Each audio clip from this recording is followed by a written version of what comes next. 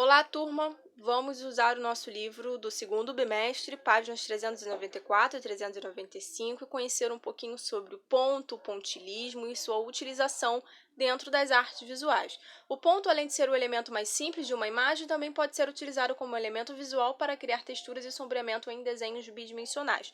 Então, de acordo com a posição dos pontos, se eles estão mais agrupados, ele dá a ideia de sombreamento, se eles estão mais separados, dá a ideia de luz, dependendo de como eles são agrupados, você tem a ideia de profundidade.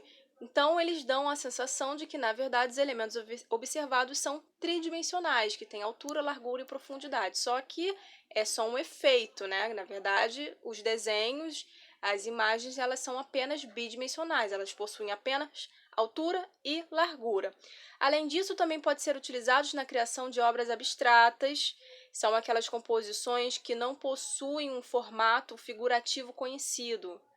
É possível até mesmo criar toda uma ambientação diferente utilizando somente pontos. Nós vamos ver isso no próximo, ao longo da aula. Então, o ponto, ele é o primeiro elemento importante para a produção artística. É a partir do ponto que tudo se cria, que se cria uma linha, que se cria uma forma, que se cria um conceito de composição se cria a partir de um ponto. O ponto ele tem a sua importância dentro da matemática, dentro da língua portuguesa, da escrita, na gramática, tem dentro da física e dentro das artes visuais teve uma importância muito significativa, tanto que deu início a um movimento chamado pontilhismo, que nós vamos ver um pouco mais à frente.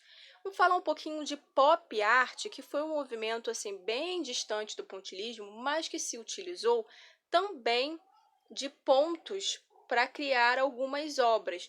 No caso, nós vemos aí uma obra do Roy Lichtenstein. Por quê?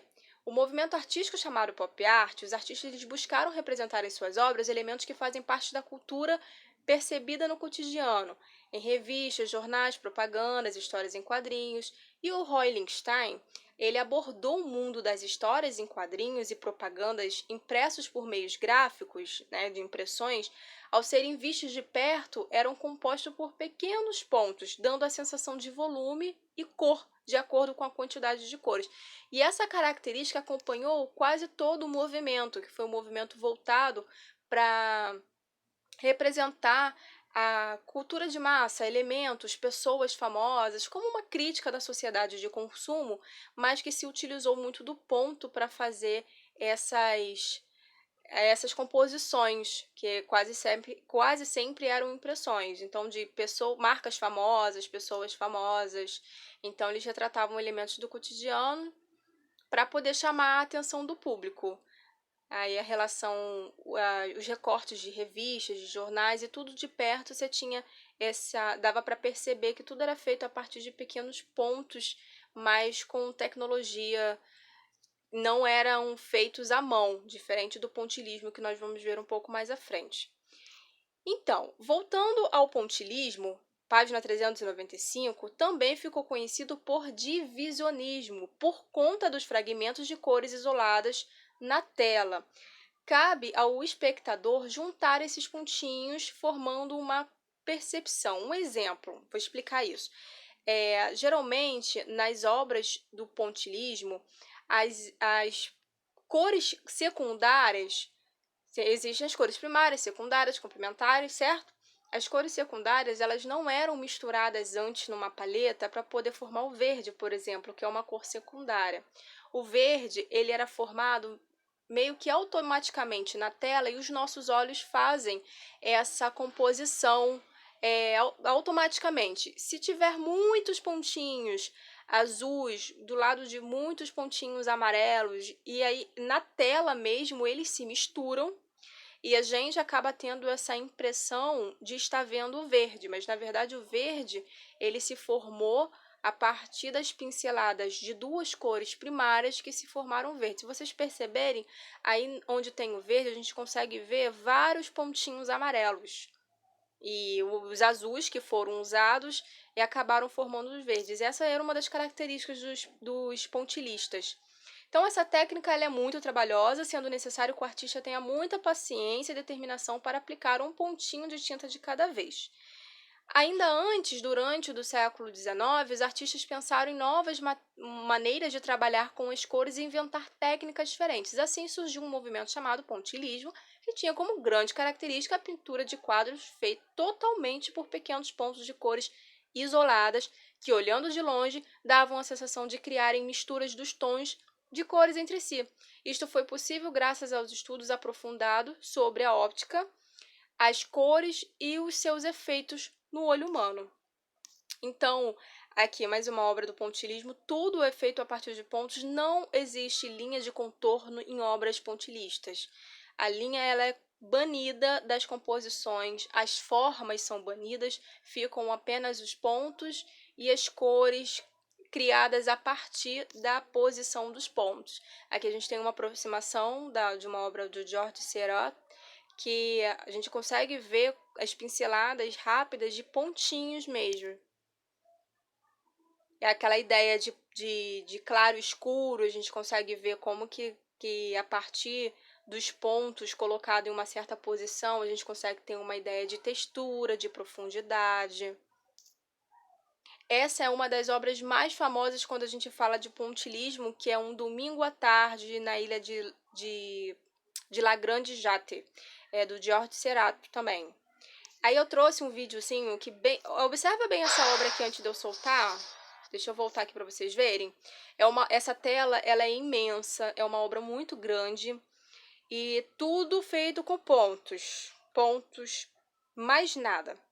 E as cores secundárias criadas a partir das cores primárias. E aí eu trouxe um vídeo bem interessante que mostra as imagens se formando a partir das pinceladas, inspiradas na obra anterior que vocês acabaram de ver.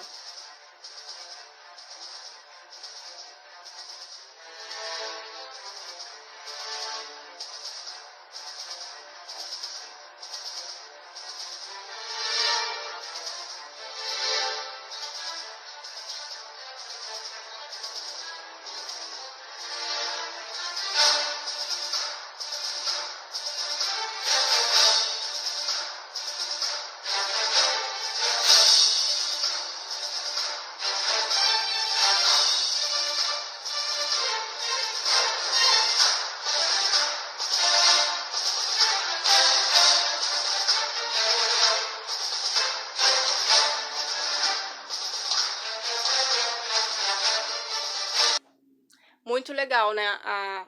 A tecnologia fazendo uma composição de como foram as pinceladas e a gente consegue ter uma ideia da complexidade do que é criar uma obra feita apenas com pontos. Deixa eu passar aqui para o próximo slide.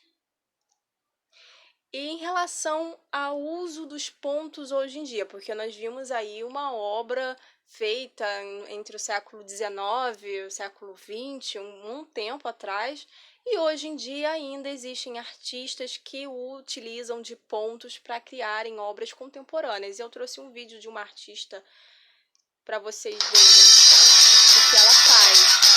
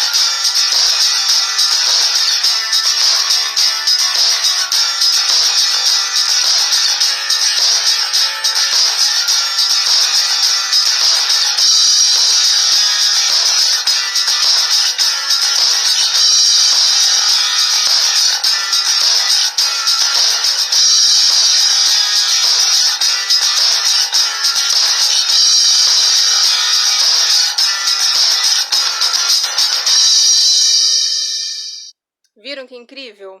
o uso do ponto nas artes visuais.